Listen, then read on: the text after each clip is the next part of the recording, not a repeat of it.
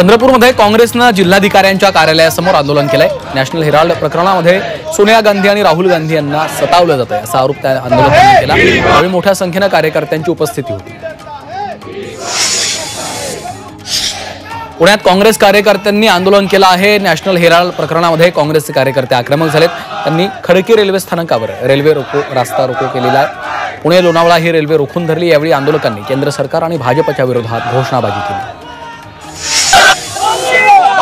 नाशिकमध्ये भाजपनं आंदोलन केलं। काँग्रेस कार्यालयाच्या समोर भाजपनं आंदोलन केलंय। राहुल गांधींना अटक करा या मागणीसाठी आंदोलन करण्यात आलं। यावेळी काँग्रेस कार्यालयाच्या समोर आंदोलकांनी जोरदार घोषणाबाजी केली।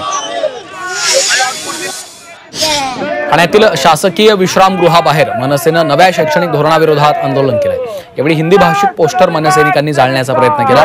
पहिलीपासून हिंदी भाषा सक्तीला मनसेचा विरोध आहे।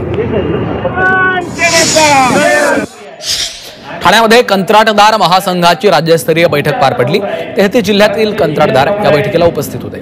गेल्या काही वर्षांपासून राज्य सरकारकडे कामाची बिलं रखडली आहेत। ती बिलं तातडीनं द्यावीत, अन्यथा आंदोलन करू असा इशारा कंत्राटदारांनी दिलाय। तर वेळ पडली तर कोर्टात जाण्याचा इशारा देखील दिलाय। अहिल्यानगरच्या श्रीगोंद्यात शेख मोहम्मद महाराज मंदिर जीर्णोद्धारासाठी सुरू असलेल्या आंदोलनाचा आजचा दुसरा दिवस आहे। शेख मोहम्मद महाराजांच्या वंशज बनवणाऱ्यांकडून जीर्णोद्धारासाठी आडकाठी आणली जाते। त्यामुळे परिसरातल्या नागरिकांनी तहसील कार्यालयाच्या समोर आंदोलन सुरू केलं। काल रात्री आंदोलनस्थळी कीर्तनाचा कार्यक्रम देखील झाला। सीएनजीचा पुरवठा येत्या 25 तारखेपर्यंत सुरळीत केला नाही तर 26 तारखेपासून जिल्हाभरातले सीएनजी पंप बंद ठेवू असा इशारा पेट्रोल असोसिएशनने दिला आहे। गेल्या अनेक दिवसांपासून शहरासह जिल्ह्यातल्या अनेक सीएनजी पंपांवर सीएनजी उपलब्ध नाहीये असे फलक दिसत आहेत। त्यामुळे ग्राहकांना मनस्ताप सहन करावा लागतोय।